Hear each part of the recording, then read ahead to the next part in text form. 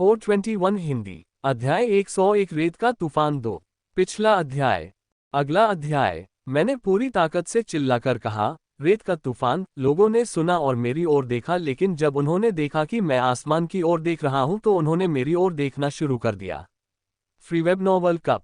उनके चेहरों का रंग उड़ गया था क्योंकि उन्हें समझ आ गया था कि रेत का तूफान आने वाला है। रेत का तूफान वास्तव में खतरनाक है, यहां तक कि सबसे छोटा तूफान भी लेफ्टिनेंट रे रिवॉल्वर के लिए खतरा बन सकता है अगर वह इसके बीच में फंस जाए। अचानक सभी लोगों ने रेत बिच्छू से लड़ने के लिए अपनी पूरी शक्ति का उपयोग करना शुरू कर दिया क्योंकि रेत के तूफान के आने में अभी भी समय था और लोगों को रेत के तूफान का सामना करते समय बिच्छू के छिपे होने का खतरा नहीं था। मैंने भी औषधि पीने के बाद लड़ाई शुरू कर दी। सभी बिच्छुओं को खत्म करने में ज्यादा समय नहीं लगा क्योंकि कॉर्पोरल ग्रेड रिवॉल्वर्स ने 2 कॉर्पोरल ग्रेड राक्षसों को मार दिया था। सभी 4 कॉर्पोरल ग्रेड रिवॉल्वर्स स्वतंत्र हो गए थे और उन्होंने स्पेशलिस्ट ग्रेड राक्षसों को मारने में मदद की। लड़ाई कुछ ही मिनटों में समाप्त हो गई और जब तक लड़ाई समाप्त हुई, रेत का तूफान दिखाई देने लगा था और हवाएं और भी तेज हो गई थीं। आपके बैग में रखा हुआ तंबू बेहतर रहेगा, मैंने रिया से कहा जब हमें तंबू सक्रिय करने के लिए उपयुक्त स्थान मिल गया। आप सही कह रहे हैं, उसने ग्रे रंग के बॉक्स की ओर कहा और उसके ऊपर लगे बटन को दबा दिया। हमने नील और एंड्रू सामान में 5 शिविर स्थापित किए थे जबकि हम इसका इस्तेमाल करते थे। इसमें अच्छी रक्षा क्षमता थी और इसमें बिस्तर और अलमारी जैसी कुछ बुनियादी आवश्यकताएं भी थीं, लेकिन रिया के पास सबसे मजबूत रक्षा थी, लेकिन अंदर बहुत सादा था। इस कैंप को इसके मूल के मुकाबले चुनने का मुख्य कारण यह है कि यह प्रतिकूल मौसम की स्थिति में एकदम सही है क्योंकि इसमें ग्रिप ड्रिल फंक्शन है। तंबू के अंदर 4 ड्रिल बेहतर पकड़ और स्थिरता के लिए धरती में गड्ढा खोदते हैं। हम इसके अंदर तब तक जीवित रह सकेंगे जब तक रेत का तूफान अत्यधिक शक्तिशाली न हो। इसका एकमात्र लाभ यह था कि इसे पूरी तरह से शक्तिशाली बनाने के लिए 4 कॉर्पोरल स्तर के राक्षस कोर का उपयोग करना पड़ता था, लेकिन ये कोई समस्या नहीं थी क्योंकि हमारे पास पहले से ही काफी संख्या में कॉर्पोरल स्तर के राक्षस कोर थे। तूफान को बहुत निकट देखकर अन्य लोगों ने भी अपने तंबू हटा लिए और अपने शिविर में प्रवेश करना शुरू कर दिया। क्या आपको कोई आपत्ति होगी यदि मैं और मेरा भाई आपके तंबू में शरण ले लें? मैंने अपने पीछे से आवाज सुनी। मैंने पीछे देखा कि यह पहले बैंगनी रंग की सुंदर लड़की थी जिसके साथ एक बड़ा लड़का था जिसने भी उसकी तरह बैंगनी रंग का सूट पहना हुआ था। ये वही लड़का था जो मध्य स्तरीय कॉर्पोरल स्तर की शक्ति के साथ एक साथ 2 कॉर्पोरल स्तर के राक्षसों से लड़ रहा था। जरूर, मैंने कहा जब मैंने देखा कि रिया इस विचार के खिलाफ नहीं है। जैसा कि अपेक्षित था, तंबू का अंदरूनी भाग सादा है जिसमें कोई अतिरिक्त घटक नहीं है। केवल एक ही राहत की बात है कि फर्श काफी नरम है और सोने के लिए अच्छा है। हमने अपने बैग उतारे और बैठ गए। जब दोनों भाई बहन बैठे तो मैंने देखा कि उनके दोनों बैग अस्थायी हैं, जिन्हें मैं पहली बार म्यास्टा में शिकार करते समय राक्षसों के अतिरिक्त हिस्सों को रखने के लिए लाया था। उन दोनों ने मेरी निगाहें देखी लेकिन कुछ नहीं कहा और मैंने भी कुछ नहीं पूछा ताकि मैं ज्यादा दखलंदाजी न करूं।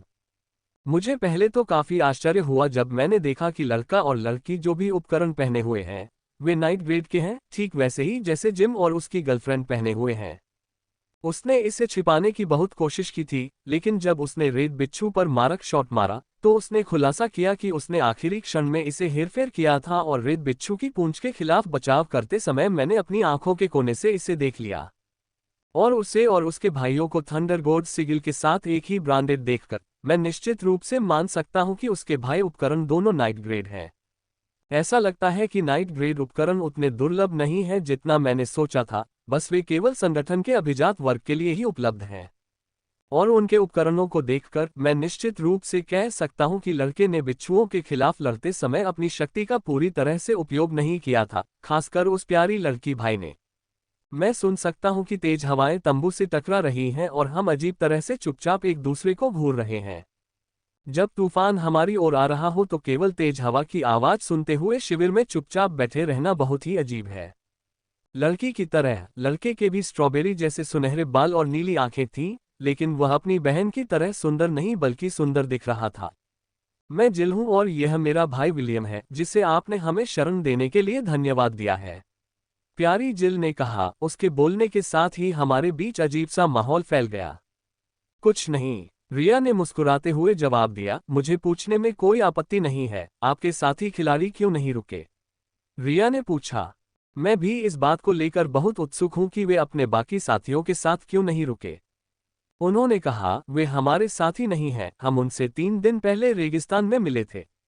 जहां तक उनके शिविर में न रुकने की बात है, वहां रीटा नाम की एक लड़की है जो बहुत ही अप्रिय है। मैं उससे थक गई हूं और आपका तंबू तूफान से निपटने के लिए उनके तंबू से बेहतर है। जिल ने उत्तर दिया।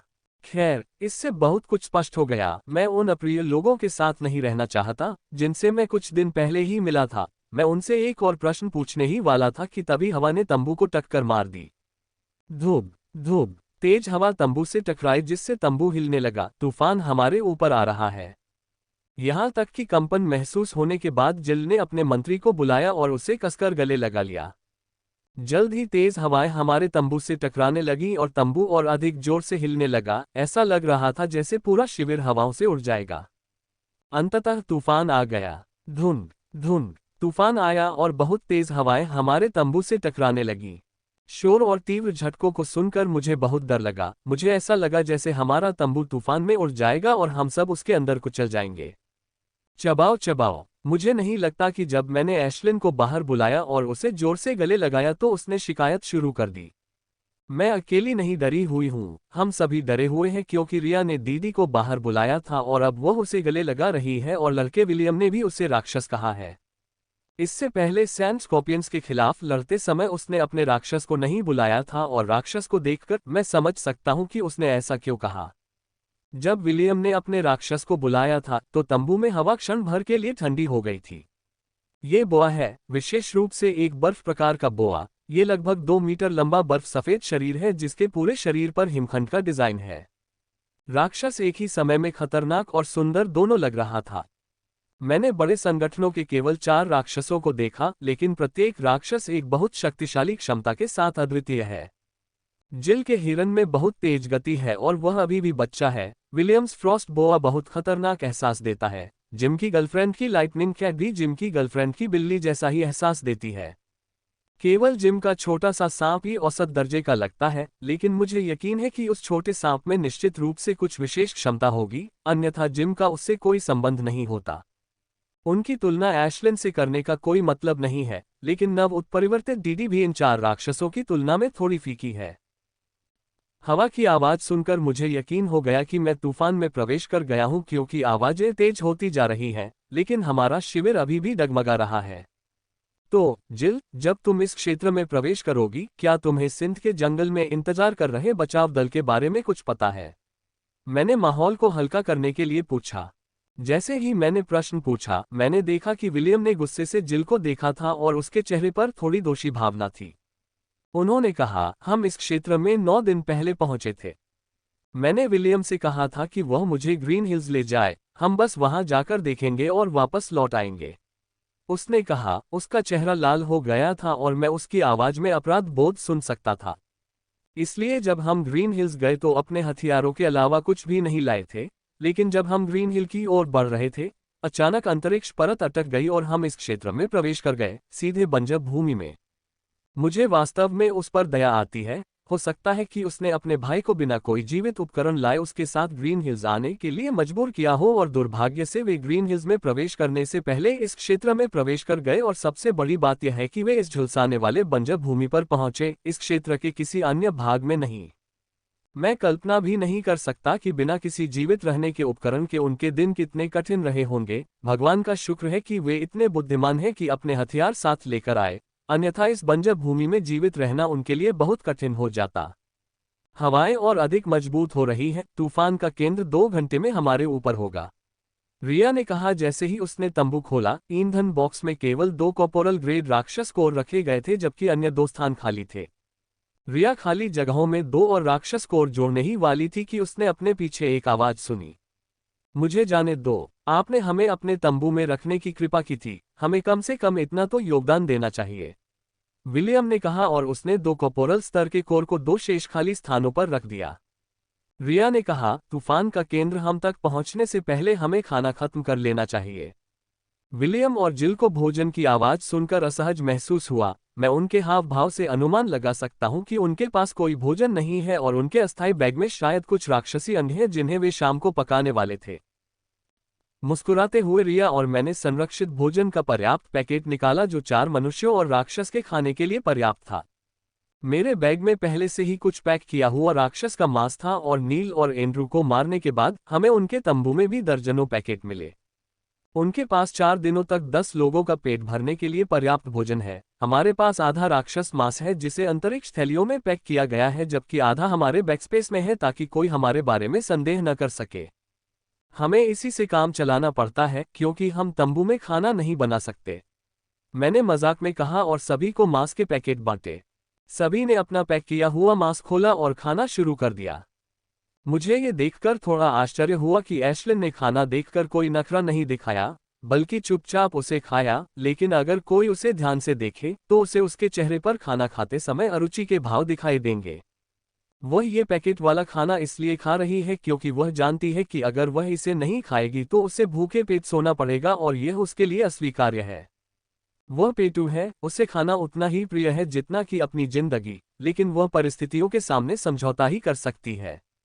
जल्द ही सभी ने खाना खा लिया और तूफान के गुजर जाने का इंतजार करने लगे। जिल ने तो बाहर के तूफान को भूलने के लिए राक्षस के साथ फिल्म भी देखनी शुरू कर दी थी।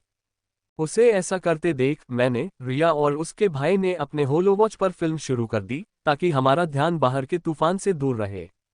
ग्र फार 2। जैसे ही तूफान का केंद्र हमारे शिविर के पास पहुंचा, हवाएं इतनी तेज हो गईं कि वह लगातार हिलती रहीं। शिविर की सतह पर एक दरार बनने लगी और एक दरार इतनी बड़ी हो गई कि रेत और हवा शिविर के अंदर आने लगी। ये देखकर हमारा दिल रुक गया। अगर ऐसा ही चलता रहा तो तूफान तंबू को फाड़ देगा और हमारी परिस्थितियां तंबू से ज्यादा बेहतर नहीं होंगी। रिया ने जल्दी से उस फटे हुए हिस्से को कपड़े और गोंद से सील दिया जो वह भगवान जाने कहां से लेकर आई थी, लेकिन इसका कोई फायदा नहीं हुआ क्योंकि तंबू पर और अधिक दरारें बनती रहीं। भाई, मुझे माफ कर दो, मेरी वजह से तुम्हें इस शिविर में मरना पड़ेगा, जिल ने कहा और रोने लगी। कोई भी नहीं मरेगा, तूफान जल्द ही गुजर जाएगा, विलियम ने अपनी बहन को जोर से गले लगाते हुए कहा। तंबू पर जैसे जैसे दरारें बढ़ती गईं और रेत और धूल इन छोटे छोटे छिद्रों से बाहर आती गई, एक समय तो ऐसा आया कि मुझे भी लगा कि तंबू ढह जाएगा और हम सब तूफान में बहकर मर जाएंगे। बाहर तूफान के कारण नई दरारें बनती रहीं तथा टेंट की हालत इतनी खराब हो गई कि वह गिरने के कगार पर पहुंच गया। fgaiwebnwell.com। मैंने जल्दी से अपने बैग से एक नया तंबू निकाला और उसे चालू कर दिया। मैं नहीं चाहता था कि जब पुराना तंबू टुकड़े टुकड़े हो जाए तो मैं उसमें रहूं। अंदर आ जाओ, मैंने कहा और हम जल्दी से नए तंबू में घुस गए और अपने राक्षसों को गले लगाकर बैठ गए। मेरी भविष्यवाणी सही थी। कुछ समय बाद हमें बाहर से फटने की आवाज सुनाई दी। हालांकि हमारा पुराना तंबू बड़ी मुश्किल से अपनी स्थिरता बनाए हुए था, लेकिन हम कभी कभी फटने की आवाज सुन सकते हैं। जैसे जैसे समय बीतता गया, मैंने महसूस किया कि हवा धीमी हो गई है और हमारे पुराने शिविर का टूटना भी बंद हो गया। हमने 2 और घंटों तक प्रतीक्षा की, इससे पहले कि हवा इतनी धीमी हो जाए कि बाहर जाना सुरक्षित हो जाए। फिर भी हमने बाहर जाने का निर्णय लेने से पहले आधे घंटे तक प्रतीक्षा की। हम जीवित हैं, विलियम ने गहरी सांस लेकर कहा। हम सब ने इस पर सिर हिलाया। हम जीवित बाहर आ गए, हम जीवित हैं, विलियम ने भावुक होकर जोर से चिल्लाया। मैं उसकी भावना समझ सकता हूं। सैंडस्टॉर्म वास्तव में खतरनाक था और इस बात की बहुत अधिक संभावना थी कि अगर हमारा हाथ उस पर टिका न होता तो हम मर सकते थे। हम एक एक करके शिविर के बाहर निकले और देखा कि हम रेत में दबे हुए थे क्योंकि पुराने शिविर के टूटे हुए हिस्से से बड़ी संख्या में लोग अंदर घुस रहे थे। इससे बाहर निकलना बहुत मुश्किल होगा और मैं बाहर निकलने के विभिन्न तरीकों के बारे में सोच रहा था। तभी मैंने रिया की आवाज सुनी। दीदी, हमारे बाहर निकलने के लिए सुरंग खोदो। रिया ने दीदी से ऊपर की ओर एक सुरंग खोलने को कहा। मैं कैसे भूल सकता हूँ, दीदी एक पृथ्वी तत्व राक्षस है, उसके लिए सुरंग खोदना आसान है। जब हम अपने पुराने शिविर में सुरक्षा के लिए इंतजार कर रहे थे, तब दीदी ने सुरंग खोदना शुरू कर दिया। सुरंग ढह सकती थी और हम सभी उसमें दब सकते थे। बेहतर होगा कि हम सुरक्षित रहें और सुरंग पूरी तरह से खोदे जाने तक शिविर में इंतजार करें। सुरंग पूरी तरह से खोदी जा चुकी है, चलो यहां से निकले। जब हम शिविर में इंतजार कर रहे थे तो रिया ने कहा, दीदी ने उसे मानसिक रूप से यह बताया होगा। हमारा मूल तंबू तो बचा नहीं जा सका क्योंकि वह पहले ही कई स्थानों पर फट चुका था, लेकिन हमारा दूसरा तंबू अभी भी ठीक है, उसमें कोई खरोंच नहीं है, इसलिए मैं उसे अपने साथ वापस ले जा सकता हूँ। डीडी द्वारा खोदी गई सुरंग थोड़ी संकरी थी, इसलिए हमें ऊपर जाने के लिए चारों को पैदल चलना पड़ा। जब हम सतह पर पहुंचे तो हमें साफ तारों से जगमगाता आसमान और चंद्रमा की कोमल रोशनी का सामना करना पड़ा। मैंने पुनः अपना शिविर सक्रिय कर दिया, क्योंकि अभी आधी रात ही हुई थी कि तूफान आ गया था, आसमान अभी भी अंधेरा हो चुका था। हमने ज्यादा कुछ नहीं किया, मैंने जल्दी से शिविर चालू कर दिया और सो गया क्योंकि हम सभी मानसिक रूप से बहुत थक चुके थे। सोने से पहले मैंने एशलिन से निगरानी रखने को कहा। वह मानसिक रूप से ठीक लग रही है, वो जरा भी विचलित नहीं हुई है, केवल भोजन और उस कसकर गले लगाने को लेकर थोड़ी चिड़चिड़ी है, जो मैंने उसे तूफान आने पर दिया था। चबाओ चबाओ चबाओ। आपको भी सुप्रभात एशलिन, मैंने कहा क्योंकि मैं एशलिन की चहचहाहट और मेरे चेहरे पर चोट से जाग गया था। जब मैं चारों ओर देखता हूं तो पाता हूं कि वे तीनों अभी भी सो रहे हैं। आसमान थोड़ा सा साफ हो गया है, लेकिन अभी भी अंधेरा है, लेकिन आधे घंटे में ये पूरी तरह से साफ हो जाएगा। चबा चबा। एशलिन तंबू के ऊपर से उड़कर आए और खाने के बारे में मुझसे चहकने लगी। रात को मैंने उससे वादा किया कि अगर वह रात भर जागती रही तो उसकी प्लेट में अतिरिक्त खाना होगा। मैं एशलिन को नहीं भूला हूं, लेकिन पहले मुझे फ्रेश हो जाने दो, मैंने कहा और मैं घबरा गया। मैंने चुपचाप रिया और अपने बैग से खाना पकाने का सामान और बर्तन निकाल लिया। हमने बंजर भूमि में प्रवेश करने से पहले ही अपने बैग और स्टोरेज में कॉर्पोरल ग्रेड राक्षस का मांस बड़ी मात्रा में भर लिया था, ये सोचकर कि हमें यहाँ शिकार करने के लिए कोई राक्षस नहीं मिलेगा।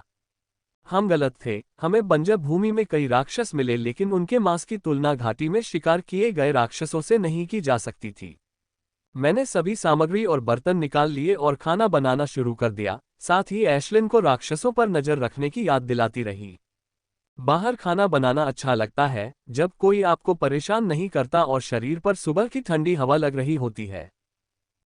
जब भी मैं अकेले और शांति से खाना बनाती हूँ तो मुझे हमेशा शांति महसूस होती है।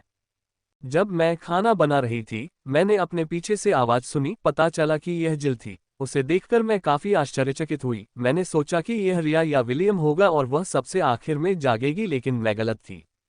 सुप्रभात, उसने अभिवादन किया। सुप्रभात, मैंने भी अभिवादन किया। वह मेरे करीब आए और मुझे खाना बनाते हुए देखने लगी। तुम जल्दी उठ गईं, मैंने बातचीत शुरू करने के लिए कहा। क्या कहूँ, मैं तो सुबह जल्दी उठने वाली हूँ, उसने शर्माते हुए कहा। मैं देख सकता हूँ कि उसके मुंह में पानी आ रहा है। 9 दिन तक अच्छे भोजन के बिना रहने से लोगों की हालत ऐसी हो जाती है। क्या तुम्हें किसी मदद की जरूरत है? उसने मेरे पास खड़े होकर पूछा। कोई जरूरत नहीं, तुम्हें फ्रेश हो जाना चाहिए, 15 मिनट में खाना तैयार हो जाएगा, मैंने कहा। उसने सिर हिलाया और खाने पर नजरें गड़ाते हुए फ्रेश होने के लिए चली गई। 15 मिनट में रिया और विलियम दोनों जाग गए और जब तक वे फ्रेश हुए तब तक खाना भी तैयार हो चुका था। चबाओ चबाओ। एशलिन मुझे ये याद दिलाना नहीं भूली कि जब मैं खाना परोस रही हूं तो उसकी प्लेट में अतिरिक्त खाना भर दूं, और मैंने हम सभी को खाना परोसना समाप्त करने से पहले ही उसने अपने साथ थोड़ा थोड़ा खाना शुरू कर दिया। इतने सारे भुने हुए मांस के बाद स्वादिष्ट भोजन खाना अच्छा लगता है, जिल ने खाते हुए कहा। उसके भाई ने भी खाते समय उसकी तारीफ की। हमने जल्दी से खाना खत्म कर लिया। खाने के बाद जिल और उसके भाई ने बर्तन साफ करने की पेशकश की और मैंने उसे अस्वीकार नहीं किया। उनके बचने की संभावना बहुत कम है, रिया ने कहा जब हम दूसरी टीम के तंबू की तलाश कर रहे थे। हम उन्हें उस स्थान के आसपास 1 घंटे तक खोज चुके हैं जहां उन्होंने शिविर लगाया था, लेकिन हमें उनका कोई निशान नहीं मिला। रिया ने दीदी से रेत के नीचे खोजने को भी कहा था कि क्या वे अंदर दफन हैं, लेकिन परिणाम निरर्थक था क्योंकि उसे भी कुछ नहीं मिला। इस बात पर सहमत होते हुए कि हमें उनका कोई चिन्ह नहीं मिलेगा, हमने सिंध वन की ओर अपनी यात्रा पुनः शुरू करने का निर्णय लिया। विलियम ने मानचित्र का अध्ययन करते हुए कहा, हमें वहां 2 दिन, अधिकतम 3 दिन में पहुंचना चाहिए। हम उनके अनुमान से सहमत हैं, हम या तो कल शाम तक या परसों सुबह तक वहां पहुंच जाएंगे। जैसे जैसे हम सिंध प्रारूप की ओर यात्रा करते गए, हमें कई राक्षसों का सामना करना पड़ा और एक बार हमें 2 शीर्ष स्तर के सैंडवर्म राक्षसों का भी सामना करना पड़ा। मुझे लगा कि वे मर चुके हैं, लेकिन उस समय विलियम ने अपनी असली क्षमता दिखाई और आधे घंटे के भीतर 2 शीर्ष कॉर्पोरल स्तर के राक्षसों को मार डाला। उसने एक के बाद एक 3 अलग अलग प्रकार के कौशल का प्रयोग किया और दोनों राक्षसों को अकेले ही मार डाला। मैंने कई राक्षसों से भी लड़ाई की और परिणामस्वरूप मैं व्यायाम के 20वें चक्र तक पहुंचने में सक्षम हो गया, 30वीं मुहर बनाने से सिर्फ 4 चक्र दूर। न केवल मेरा प्रदर्शन अच्छा था, बल्कि जिल को एक बेहतर लड़ने वाला राक्षस भी मिला, क्योंकि जब भी हमें कोई अकेला विशेषज्ञ राक्षस मिलता, विलियम जिल को उससे लड़ने देता ताकि वह राक्षसों से लड़ने में अनुभव प्राप्त कर सके। आखिरकार जिल ने कहा जब उसने एक ऊंचे रेत के टीले से सिंध वन की रूपरेखा देखी। मैं भी हैरान हूँ, मुझे आश्चर्य तो जंगल में हुआ, लेकिन लोगों को दूर से भी मैं उनकी छायाएं देख सकता हूँ। वहां 2000 से अधिक लोग एकत्रित होंगे। कई लोग शिविर के चारों ओर गश्त कर रहे हैं। हमने गश्त को आकाश में भी देखा है, जहां कुछ लोग पक्षी राक्षसों पर सवार होकर गश्त कर रहे हैं। दूर से इतनी बड़ी संख्या में लोगों की भीड़ देखकर हम सभी उत्साह में तेजी से शिविर की ओर भागने लगे। गश्ती दल नहीं रुका, क्योंकि हम पागलों की तरह शिविर की ओर भाग रहे थे, लेकिन जैसे ही हम उनके करीब पहुंचे, मुझे शिविर की बेहतर झलक मिली। मेरा आरंभिक अनुमान 2000 लोगों का था, लेकिन मैं गलत था। यहाँ लगभग 4000 लोग हैं। हजारों टेंटों में साफ सुथरी जानकारी देखी जा सकती है और शिविर के चारों ओर लोग भारी संख्या में तालियां बजा रहे हैं। यहाँ तक कि शिविर के चारों ओर लकड़ी की कच्ची बाड़ और संतरी भी देखी जा सकती थी। जो भी प्रभारी है, उसने शिविर के रखरखाव में अच्छा काम किया है। व्यवस्था में कोई गलती नजर नहीं आती। टॉवर के प्रवेश द्वार पर एक बड़ा गेट है और उसके चारों ओर 2 बड़े प्रहरी टॉवर हैं। जब हम शिविर के गेट में दाखिल हुए तो हमें किसी ने नहीं रोका, लेकिन अंदर कुछ कदम चलने के बाद हमने देखा कि कुछ युवक लकड़ी की बनी मेज पर बैठे हैं और शिविर के गेट से अंदर आने वालों से जानकारी पूछ रहे हैं। हम उस खाली डेस्क के सामने भी चलते हैं जिसका संचालन रिया के समान उम्र की और कॉर्पोरल ग्रेड की लड़की करती है। क्या आप दोनों थंडरगॉड्स एरेना से हैं? उसने मुस्कुराते हुए जिल और विलियम से पूछा और हमें पूरी तरह से नजरअंदाज कर दिया। हाँ, हम हैं। जिल और विलियम ने एक स्वर में उत्तर दिया। कृपया अपना नाम बताएं, उसने सम्मानपूर्ण स्वर में कहा। विलियम हैरिस और जिल हैरिस, विलियम ने जवाब दिया। उनके नाम सुनकर लड़की कुछ देर के लिए उनकी होलोवॉच को देखती रही। बहुत बढ़िया, आपके नाम यहाँ हैं, उसने कहा और जोर से चिल्लाया। टिम, जल्द ही मेरी उम्र का एक लड़का दौड़ता हुआ आया। उन्हें थंडरगॉड्स एरेना के शिविर में ले जाओ, उसने लड़के से कहा। कृपया, लड़के ने हाथ हिलाते हुए कहा। हमारे मित्र, जिल ने हमारी ओर इशारा करते हुए कहा। मुझे खेद है, वे आपके साथ नहीं आ सकते। आपका क्षेत्र केवल संगठन के सदस्यों के लिए ही प्रतिबंधित है।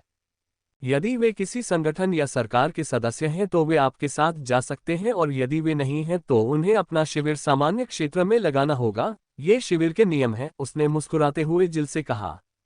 लगभग 3 दिनों की यात्रा में हम लगभग भूल ही गए थे कि वे एक बड़े संगठन से हैं, लेकिन अब लड़की ने हमें वास्तविकता से अवगत करा दिया है। यहाँ या संघ में, सरकार या संगठनों के लोगों को कई विशेषाधिकार मिलते हैं, खरीदारी में छूट से लेकर टैक्सी दरों में कटौती तक। यही कारण है कि कई लोग संगठन में शामिल होने के लिए कड़ी मेहनत करते हैं। ये ठीक है, मैंने मुस्कुराते हुए कहा। मैं हमारे बीच का अंतर समझता हूं और इसलिए जिल, एक अंतिम क्षमाप्रार्थी नजर देने के बाद वे दोनों टिम के पीछे चले गए। आपका नाम और संबद्ध संगठन का नाम यदि आप सदस्य हैं, उसने कठोर स्वर में कहा। उसकी आवाज पहले वाली आवाज से बिल्कुल अलग थी, मीठी मुस्कान के साथ मीठी आवाज। हमने अपने नाम बताए, उसने इसे अपनी होलोवॉच में नोट कर लिया। टिंग, मेरी होलोवॉच में भी एक फाइल के साथ अनुरोध आया और मैंने उसे स्वीकार कर लिया तथा फाइल प्राप्त कर ली। मैंने आपको शिविर और बाहर निकलने के बारे में जानने के लिए सभी आवश्यक जानकारी भेज दी है और आपके पदनाम के बारे में एक दस्तावेज भी है। इसे पढ़ने के बाद आप इसे समझ जाएंगे, उसने कहा और हमें उस स्थान का रास्ता बताया जहां फ्री एडवेंचरर ने शिविर स्थापित किया था। फाइल पढ़ने पर मुझे पता चला कि शिविर क्षेत्र का लगभग 75% हिस्सा साहसिक व्यक्तियों के लिए है, जबकि शेष हिस्सा विभिन्न संगठनों के सदस्यों के लिए है तथा वह क्षेत्र उन लोगों के लिए वर्जित है जो सदस्य या संगठन नहीं है। हम जल्दी से उस स्थान पर पहुंच गए जहां हमने शिविर लगाया था और चूंकि यहां कोई खतरा नहीं था, इसलिए हमने गोपनीयता के लिए अपना स्वयं का तंबू लगाने का निर्णय लिया। मैं आगे पढ़ना चाहता था, लेकिन तकिए पर सिर रखते ही मुझे नींद आ गई। पिछले 2 हफ्तों में जब से मैं इस वास्तविकता में आया हूं, मैंने कभी भी इतनी आराम से नींद नहीं ली जितनी आज ले रहा हूं। यहां तक कि जिस गुफा में मैंने रिया को पाया था, वहां भी मुझे इतनी आरामदायक नींद नहीं मिली थी जितनी आज मिली, क्योंकि अवचेतन रूप से मैं जानता हूं कि मैं सुरक्षित नहीं हूं, लेकिन यहां हजारों लोगों के बीच मैं जानता हूं कि मैं पूरी तरह सुरक्षित हूं।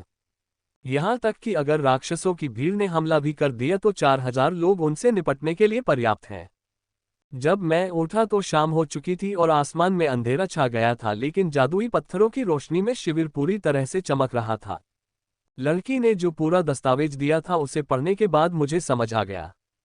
बाहर का वातावरण गतिविधियों से भरा हुआ था, लोग समूहों में बैठे थे और बातें कर रहे थे। जब मैं इधर उधर घूम रहा था तो मैंने कई बातचीतें सुनी। इससे पहले सुबह उठने के बाद जब मैंने सबसे पहले दस्तावेज पढ़ा तो मैं इसकी विषय वस्तु पढ़कर आश्चर्यचकित रह गया, और इसके लिए मैं शिविर नेताओं की सराहना करता हूँ। यह कोई कैंप नहीं है, बल्कि एक छोटा शहर है। यहाँ एक विशेष क्षेत्र है जो आरक्षित बाजार है। यहाँ कुछ रेस्तरां और छोटी दुकानें हैं, लेकिन भुगतान का तरीका थोड़ा अलग है क्योंकि यहाँ क्रेडिट काम नहीं करता। बाजार की ओर चलते हुए मैंने कई बातचीत सुनी है। ये पता चला कि दायरे से बाहर निकलने का रास्ता सिंध जंगल के केंद्र में है। दस्तावेज में उल्लेख किया गया था कि जंगल में मौजूद है, लेकिन जंगल के केंद्र में उल्लेख नहीं किया गया था। मैंने ये भी सुना है कि संगठन के कई उच्च पदस्थ लोग, जो कॉर्पोरल स्तर के शीर्ष स्तर पर थे, इस दरवाजे से अंदर आए और पश्चिमी रथ से कई आवश्यक वस्तुएं वापस लाए। कई सामान्य चोटियों स्तर के कॉर्पोरल ग्रेड के साहसिक लोग जंगल में प्रवेश कर गए थे, लेकिन गंभीर चोटों के साथ वापस आ गए और उनमें से कुछ इस प्रक्रिया में मारे गए। इस क्षेत्र में पाए जाने वाले अन्य राक्षसों की तुलना में जंगल के राक्षस वास्तव में क्रूर हैं। जल्द ही तथाकथित बाजार क्षेत्र में पहुंच गया और वहां जो कुछ मैंने देखा उससे काफी आश्चर्यचकित हो गया। यहाँ विभिन्न दुकानें हैं जो अनेक सेवाएं प्रदान करती हैं, जैसे रेस्तरां, पेय पदार्थ की दुकानें और निश्चित रूप से फेरी वाले जो इस क्षेत्र में मिली वस्तुओं का आदान प्रदान करने का प्रयास करते हैं। बाजार को देखने पर ऐसा लगता है कि जो मैंने सुना वह सच है कि संगठनात्मक क्षेत्र के कई अभिजात वर्ग ने क्षेत्र छोड़ दिया और पश्चिमी रथ से कई चीजें जैसे औषधि, हथियार आदि वापस लाए। क्लर्क द्वारा हमें दिए गए दस्तावेजों में ये सलाह दी गई है कि प्रत्येक व्यक्ति के पास कम से कम 100 मैना पोशन और 20 हीलिंग पोशन होने चाहिए। ऐसा कहा जाता है कि बाहर निकलने का रास्ता बहुत खतरनाक है और खतरों से भरा है तथा वहां पहुंचने में हमें लगभग 9 दिन लगेंगे। बड़ी संख्या में औषधियां प्राप्त करने की सलाह दी जाती है। एकमात्र बात जिस पर मुझे आश्चर्य नहीं हुआ वह है दरें। वे सामान्य से 3 गुना अधिक हैं। वे यहाँ भाग्य बना रहे हैं। संगठनों से वे कमीने, वे वेस्टब्लेड से हजारों औषधि की बोतलें लाए हैं और अब वे उन्हें सामान्य दर से 3 गुना अधिक कीमत पर बेच रहे हैं। और यह सबसे बुरी बात नहीं है। सबसे बुरी बात तो यह है कि इस क्षेत्र में कोई क्रेडिट नहीं है और व्यक्ति को जो चीज उसके पास है उसके साथ विनिमय करना पड़ता है। अधिकांश लोगों के पास राक्षसों के कोर और वे चीजें हैं जो उन्होंने इस क्षेत्र में पाई थी। तो ये कमीने लोग औषधि की प्रत्येक बोतल पर लगभग 3.5 से 4 गुना लाभ कमा रहे हैं और कोई भी इसके बारे में कुछ नहीं कह सकता। यही कारण है कि कई शीर्ष स्तर के सामान्य साहसी लोगों ने बाहर निकलने और बड़ी संख्या में औषधियां वापस लाने की कोशिश की ताकि वे पैसा कमा सकें, लेकिन जाहिर है जंगल बहुत खतरनाक है और वे बहुत सफल नहीं हुए। FRWebnoel.co। चबा चबा। एशलिन मेरे पास से निकलकर मेरे कंधे पर बैठ गई। वह अब तक सो रही थी और अभी अभी जागी थी। मैंने उसे जगाने की कोशिश की लेकिन उसने कोई प्रतिक्रिया नहीं दी, इसलिए मैंने उसे सोने दिया। मेरे कंधे पर खड़े होकर उसकी नज़र इधर उधर घूमने लगी। उसे शायद भूख लगी होगी क्योंकि अभी शाम हो चुकी है, उसके खाने का समय हो गया है। मैंने सोचा था कि वह अस्थायी रेस्तरां देखकर तुरंत भोजन मांगेगी, लेकिन जब मैं बाजार में घूम रहा था तो वह इधर उधर देखती रही। मेरे पास केवल 5 मैना पोशन बोतलें, 2 हीलिंग पोशन बोतलें और 1 जीवन शक्ति पोशन बोतल बची है। शिविर की ओर जाते समय मैंने दर्जनों बोतलें पी ली थीं, जो मेरे पास बहुत कम थीं। मुझे इन्हें खरीदने की कोई जल्दी नहीं है। मैंने पहले पूरे बाजार में घूमकर हर दुकान पर कीमतें जांचने का निर्णय लिया, उसके बाद ही इन्हें खरीदा। चबा चबा चबा। अचानक एशलिन जोर से चहकने लगी और अपने पंख को पश्चिम दिशा की ओर उन्मत्तता से हिलाने लगी। वह कह रही थी कि उसे बाईं ओर कुछ बहुत स्वादिष्ट गंध आ रही है और वह उसे खाना चाहती है। पहले तो मैंने उसे अस्वीकार करना चाहा क्योंकि मैंने उसे काफी बिगाड़ दिया था, लेकिन जब मैंने देखा कि वह चुपके से अपने पंख हिला रही थी और कह रही थी कि वह यही चाहती है, जब मैंने देखा कि वह पश्चिम की ओर अपने पंख तेजी से हिला रही है तो मैंने उसका पीछा करने का निर्णय लिया। एशलिन ने जो भी चीज महसूस की वह सचमुच बहुत स्वादिष्ट होगी क्योंकि वह इसके लिए बहुत उत्साहित थी, लेकिन जब मैंने देखा कि एशलिन क्या चीज चाहती थी तो मैं दंग रह गया। ये जड़ी बूटी है, बहुत बदसूरत जड़ी बूटी। ये बूढ़े व्यक्ति की त्वचा की तरह सिकुड़ी हुई दिखती है और यह किसी भी जड़ी बूटी की तरह नहीं दिखती जिसे मैंने देखा या पढ़ा है। क्या तुम्हें यकीन है कि तुम जो चाहती हो वह यही है? मैंने उससे फिर पूछा। उसने फिर से गुस्से से सिर हिलाया। ये कितना है? मैंने एक मोटे लड़के से पूछा जिसका स्तर विलियम के समान मध्यम स्तर का कॉर्पोरल ग्रेड था। मेरे सामने उसके पास सैकड़ों से अधिक जड़ी बूटियां थीं और उसके बैग में भी उससे अधिक थी। इस क्षेत्र में उसे बहुत कुछ मिल गया था। तुम्हारे पास जो कुछ भी है मुझे दे दो, यानी 5,000 का क्रेडिट, उसने गंभीर चेहरे से कहा। 5,000 क्रेडिट? उस मुरझाई हुई जड़ी बूटी के लिए 5,000 क्रेडिट? वह मुझे पागल समझ रहा होगा जो इतनी कीमत चुका रहा हूं। मैं तुम्हें 1,000 क्रेडिट की चीज दूंगा, मैंने सौदेबाजी के लहजे में कहा। नहीं, 5,000 क्रेडिट, इसे ले लो या छोड़ दो। जंगल के बीच में मुझे जो जड़ी बूटियां मिली वे सभी महंगी हैं। मैं इसे 5,000 में बेच रहा हूं क्योंकि मैं इसे पहचान नहीं पाया, उन्होंने कहा।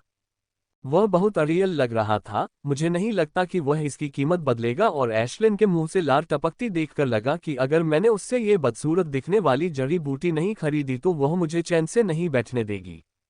मैं इसे ले लूंगा, मैंने आह भरते हुए कहा और उसे एक प्रारंभिक स्तर का विशेषज्ञ ग्रेड मॉन्स्टर कोर सौंप दिया। मैंने उस हथेली के आकार की सिकुड़ी हुई जड़ी बूटी को एशलिन को दिया। उसने उन्माद में खाना शुरू कर दिया। उसके चेहरे और भावना से ऐसा लग रहा था जैसे वह कोई स्वादिष्ट व्यंजन खा रही हो, न कि वह सिकुड़ी हुई चीज। 1 मिनट में ही उसने उसे पूरा खा लिया और फिर से उत्साह से इधर उधर देखने लगी। खाने के लिए रेस्तरां चुनने से पहले मैं एशलिन के साथ काफी देर तक घूमता हूँ। यहाँ कीमतें काफी अच्छी हैं, मूल से केवल दोगुनी, और लड़का खाना पकाने का भी काफी अनुभव करता है। क्या आप पूरी तरह से सही हैं? मैंने एशलिन से मजाक में पूछा जब हम अपने खाने के आने का इंतजार कर रहे थे। उसने अभी अभी अपने से आधे आकार की जड़ी बूटी खाई थी। यदि वह कोई सामान्य राक्षस होता तो वे पहले ही भर चुके होते, लेकिन एशलिन नहीं।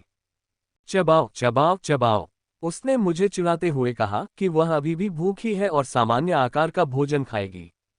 तुमने वह सब कहाँ रखा है? मैंने झुंझलाहट में कहा, लेकिन इस बार उसने मुझे कोई जवाब नहीं दिया और वह अहंकारपूर्वक मेज पर खड़ी होकर भोजन की प्रतीक्षा करने लगी।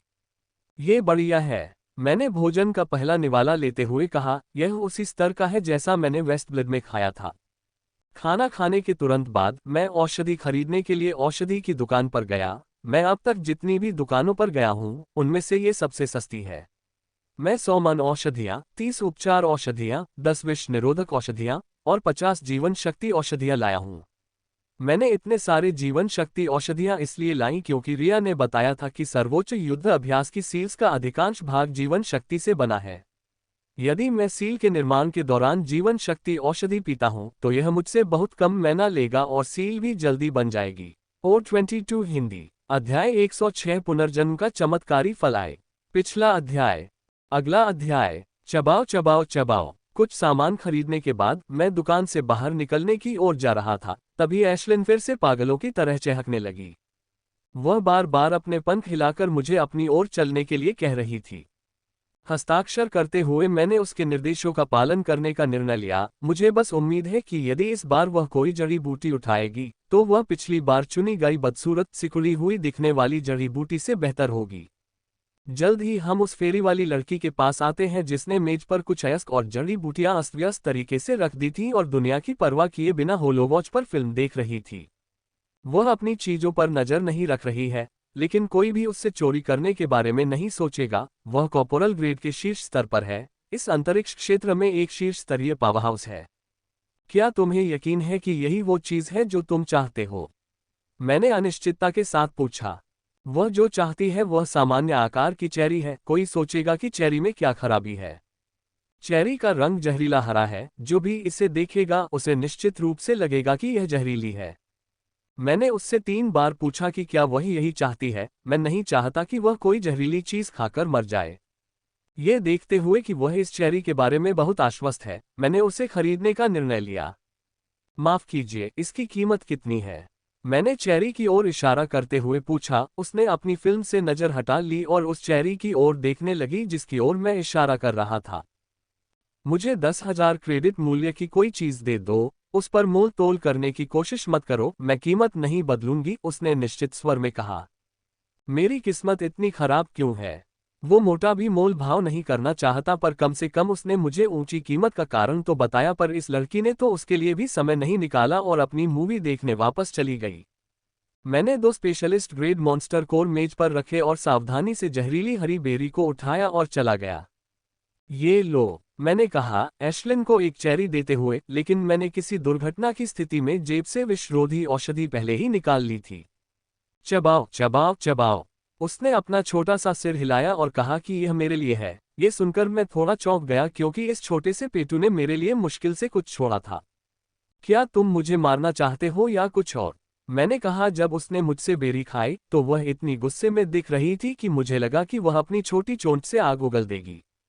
मैंने वादा किया था कि मैं कभी तुम्हारा मजाक नहीं उड़ाऊंगा, मैंने हाथ हिलाते हुए कहा। वह मेरी झूठी माफी पर नागभान सिकोड़कर रह गई। चबाओ चबाओ चबाओ। वह फिर से चहकी और कहा कि उसे लग रहा है कि यह चेरी मेरे लिए अच्छी होगी। ठीक है, मैं टेंट में खाऊंगी, मैंने कहा। जब उसने मुझे घूर कर देखा, उसके व्यवहार से स्पष्ट पता चल रहा था कि वह चाहती थी कि मैं ये चेरी खाऊं। बाजार में कुछ भी दिलचस्प न देखकर मैं एशलिन के साथ वापस तंबू की ओर चल दिया। मैं धीरे धीरे शिविर की ओर चल पड़ा और तारों भरी रात का आनंद लेते हुए सड़क पर लोगों के समूह की बातचीत सुनता रहा। मैंने कई रोचक बातें सुनी हैं, जैसे कि एक समूह के मित्र अपने 2 लाल चेहरे वाले मित्रों का मजाक उड़ा रहे थे, जिन्हें उन्होंने तंबू में सेक्स करते हुए पकड़ा था। fgweb9al_com। मैंने अपने तंबू का पर्दा खोला और अंदर चला गया, ये देखते हुए कि वहां करने के लिए ज्यादा कुछ नहीं है। मैंने अपनी जेब से चेरी निकाली जिसे एशलिन ने मुझसे पहले खरीदने के लिए कहा था। ये चेरी जहरीले हरे रंग की है और सचमुच जहरीली लग रही थी। अगर एशलिन की पुष्टि न होती तो मैं इसका सपना भी नहीं देख पाती। तुम इस चेरी के बारे में पूरी तरह आश्वस्त होना, मैंने इसे खाने से पहले आखिरी बार एशलिन से पूछा। चबाओ, उसने झुंझलाहट में कहा, यह देखकर कि मैं उससे बार बार पूछ रहा हूं। फिर भी सुरक्षा उपाय के रूप में मेरे दूसरे हाथ में विष निरोधक औषधि है। एक गहरी सांस लेते हुए मैंने उस जहरीली हरी चेरी को अपने मुंह में डाला और उसे कसकर बंद करके काटा, ताकि आने वाले कड़वे स्वाद के लिए खुद को तैयार कर सकूं। ये काफी मीठा है, मैंने कहा। इसका स्वाद बहुत स्वादिष्ट है। मैंने सोचा था कि यह कड़वा होगा, लेकिन ये काफी मीठा है और इसमें थोड़ा अजीबपन भी है। मीठा रस जैसे ही मेरे गले से नीचे उतरा, मैं इसके असर का इंतजार करने लगा। इसे स्वादिष्ट चखने के बाद मैंने इसके प्रति अपनी सतर्कता नहीं खोई। यह अच्छा है या बुरा, मैं दोनों के लिए तैयार हूं। कुछ मिनट बीते थे जब मुझे अपने शरीर के चारों ओर हल्की गर्मी महसूस हुई। इससे आराम नहीं मिला, बल्कि बहुत आराम महसूस हुआ। बिस्तर पर लेटते ही मेरे शरीर से थोड़ा पसीना निकलने लगा, लेकिन जल्द ही पसीना मेरे पूरे शरीर पर फैलने लगा, जिससे मुझे जल्दी से अपने कपड़े उतारने पड़े। मैंने अपने शरीर की जांच की, मुझे लगा कि यह सिर्फ आरामदायक गर्मी और पसीना है। मैंने इसे ऐसे ही रहने दिया। जैसे जैसे समय बीतता गया, मुझे अधिक पसीना आने लगा और इस प्रक्रिया में मैं अपने शरीर में हो रहे सूक्ष्म परिवर्तन को महसूस कर सकता हूं। मुझे लगता है कि मेरा शरीर ठीक हो रहा है। मुझ पर जो भी आंतरिक और बाहरी चोटें थीं, वे ठीक होने लगी हैं। इतना ही नहीं, चोट के कारण बने बेहद हल्के निशान, जो औषधि पीने के बाद भी नहीं जाते थे, अब दिखने लगे हैं और धीरे धीरे फीके पड़ने लगे हैं। एकमात्र समस्या पसीने की है। मुझे बहुत पसीना आ रहा है और सारा पसीना मेरी त्वचा पर जम रहा है। ये वास्तव में आरामदायक और डरावना लगता है, लेकिन ये रुक जाएगा। समय बीतता गया और पसीने के कारण मेरी त्वचा भी उतरने लगी। ये देखकर मैं काफी डर गई, लेकिन ये जानकर राहत महसूस की कि केवल पुरानी त्वचा ही उतर रही है और उसकी जगह आई नई त्वचा चमकदार और कोमल है। चमत्कारी फल, मैंने धीमी आवाज में चिल्लाया। 10 दिनों में 2 चमत्कारी फल। मैंने भय और उत्साह से एशलिन को देखा। डरावनी बात इसलिए क्योंकि अगर अन्य लोगों को भी इसकी भनक लग गई कि वह चमत्कार को महसूस कर सकती है, तो वे दोनों शांति से नहीं रह पाएंगे, खासकर मैं। कुछ लोग तो एशलिन को पाने के लिए मेरी हत्या भी कर देते हैं, जबकि वे जानते हैं कि एक बार बंधी राक्षसी के साथ संबंध बनाना लगभग असंभव है। और मैं उत्साहित हूं, क्योंकि अगर एशलिन चमत्कारी फल ढूंढती रही तो हमारे उच्च स्तरीय महाशक्ति बनने की संभावना हो सकती है। मुझे आधे घंटे से पसीना आ रहा है, लेकिन मेरा पसीना अभी भी बंद नहीं हुआ है। यहां तक कि मेरे बिस्तर के नीचे भी पसीने का एक छोटा सा गड्ढा बन गया है। फल खाने के बाद से मैंने अपने चेहरे से गीली मृत त्वचा को साफ करने के लिए अपने हाथों को हिलाने के अलावा कुछ नहीं किया था। पहले मैंने सोचा कि यह एक चमत्कारी फल है, लेकिन मेरे शरीर में हो रहे परिवर्तनों को महसूस करते हुए ये फल चमत्कारी फल से कहीं अधिक है। जैसे जैसे समय बीतता गया मुझे हल्की प्यास लगने लगी। मेरे शरीर से इतना पसीना निकलता है कि प्यास लगना सामान्य बात है। मैंने जल्दी से अपनी फेंकी हुई पैंट के भंडारण से पानी की बोतल निकाली और कुछ ही सेकंड में पूरी बोतल खत्म कर दी। मैंने आपातकालीन स्थिति के लिए जल्दी से पानी की कुछ और बोतलें निकाल ली। मुझे नहीं पता कि पसीना कब तक रहेगा, लेकिन मेरे पास कुछ बोतलबंद पानी रखना आवश्यक है। मेरी दूरदर्शिता सही थी। जैसे जैसे समय बीतता गया मुझे एक बोतल पानी पीने की आवश्यकता महसूस होने लगी। समय बीतने के साथ मेरे तंबू से बदबू आने लगी है। इतनी बुरी बदबू आ रही है कि मुझे उल्टी रोकने में मुश्किल हो रही है। मृत त्वचा के साथ पसीने का मिश्रण निश्चित रूप से उल्टी लाने वाली गंध के लिए एक अच्छा फॉर्मूला है। यह इतना बुरा है कि एशलिन ने मेरे अंदर रहने या एकीकृत होने से इनकार कर दिया है। वह मुझसे तंबू का दरवाजा खोलने के लिए कहने के बाद तंबू से बाहर उड़ गई। मैं समझ सकता हूं कि वह ज्यादा दूर नहीं गई है, क्योंकि वह अभी तंबू के चारों ओर उड़ रही है। यह देखकर कि यह पसीना जल्दी बंद नहीं होने वाला है, मैंने टोटम की पुस्तक पढ़ना शुरू कर दिया। जब से मैं इस क्षेत्र में आया हूं, मुझे इस पुस्तक को पढ़ने का मौका नहीं मिला है। पहले जब मैंने इसे पढ़ना शुरू किया तो मुझे इसमें लिखी कुछ भी बात समझ में नहीं आई, लेकिन जैसे जैसे समय बीतता गया, निरंतर शोध के बाद धीरे धीरे मेरी समझ में आने लगा। जितना अधिक मैं पढ़ता गया उतना ही अधिक आश्चर्यचकित होता गया, और सबसे आश्चर्यजनक हिस्सा है द रून्स। ये रून ही है जो शोधन इंजन का निर्माण करता है, तथा ये रून ही है जो टोटम का डिजाइन भी करता है। पुस्तक में कहा गया है कि रून विश्व के कानून की अभिव्यक्ति है और उच्च स्तरीय हथियारों के निर्माण के लिए भी नियमों की आवश्यकता होती है। यद्यपि मैं जिस पुस्तक को पढ़ रहा हूं उसमें वर्णित रून बहुत निम्न स्तर के हैं, तथा उच्च स्तर के रूणों के सामने उनका उल्लेख भी नहीं किया जा सकता, फिर भी उनके बारे में जानना आश्चर्यजनक है। किताब पढ़ने और पानी पीने के बीच समय बीतता गया, लेकिन पसीना आना बंद नहीं हुआ। मेरे पास जो 13 पानी की बोतलें थीं, उनमें से 11 मैं पहले ही पी चुका था, और यदि पसीना जल्दी बंद नहीं हुआ तो मुझे पानी के लिए बाहर जाना पड़ेगा। मैं पढ़ने में व्यस्त था। अचानक मेरे शरीर में इतनी कमजोरी आ गई कि मैं बिस्तर से सीधे फर्श पर बने पसीने के गंदे गड्ढे में गिर पड़ा। मैंने उठने के लिए अपने हाथ का सहारा लेने की कोशिश की, लेकिन मुझमें एक उंगली उठाने की भी ऊर्जा नहीं थी। उंगलियां तो दूर की बात थी। ये देखकर मैं मदद के लिए चिल्लाने ही वाला था कि मुझे लगा कि मेरी चेतना कमजोर हो रही है और मैं बेहोश हो रहा हूं। जब मैं उठा तो मैंने पाया कि मैं भूरे रंग के कठोर पदार्थ से ढका हुआ था। जैसे ही मैंने शरीर को हिलाना शुरू किया, भूरे रंग का कठोर पदार्थ मेरे शरीर से गिर गया। धप! जब मैं उठने लगा तो मैं फर्श पर गिर पड़ा। मुझे अपने शरीर में अजनबीपन महसूस हो रहा है। ऐसा लग रहा है जैसे मेरी आत्मा किसी और शरीर में प्रवेश कर गई है। मैं पूरी तरह से अपरिचित महसूस कर रहा हूं। मैं धीरे धीरे शिविर में घूमता हूं, अपने शरीर में होने वाले परिवर्तन के लिए अभ्यस्त होता हूं, लेकिन तंबू में कुछ ऐसा था जो मुझे पूरी तरह से बाहर जाने के लिए मजबूर कर रहा था। मेरे तंबू से बहुत बुरी बदबू आ रही थी, इतनी बुरी कि उसमें सांस लेना भी मुश्किल था। अगर मैं अपने शरीर में हो रहे अपरिचित परिवर्तन का आदी होता तो मैं उठते ही पहले क्षण में बाहर निकल जाता। बिना ज्यादा सोचे समझे मैंने जल्दी से अपने शरीर पर कुछ कपड़े पहने और तंबू से बाहर निकल आया। शायद आधी रात हो चुकी है, क्योंकि गश्ती दल को छोड़कर बाकी सभी लोग सो रहे हैं। गश्ती दल ने ये देखकर भी नहीं रोका कि मैं स्नान की ओर जा रहा हूं। केवल रात में शिविर से बाहर जाना प्रतिबंधित है। उन्होंने भूमिगत जल के छोटे स्रोत के चारों ओर स्नानघर बना लिया है। मुझे ये देखकर आश्चर्य हुआ कि वे बड़े होने के साथ साथ साफ भी हैं, बस उनका निर्माण थोड़ा कठिन है। बॉडी वॉश की स्वास्थ्यवर्धक खुराक लेते हुए मैं शरीर के प्रत्येक भाग को साफ करती हूँ, जिससे सारी बदबू दूर हो जाती है। मैंने नहाने के बाद पहने हुए कपड़े भी जला दिए। चबा चबा एशलिन भी डुबकी लगाने के बाद तालाब से बाहर आती है और जोर से हिलाकर फर से सारा पानी झाड़ देती है।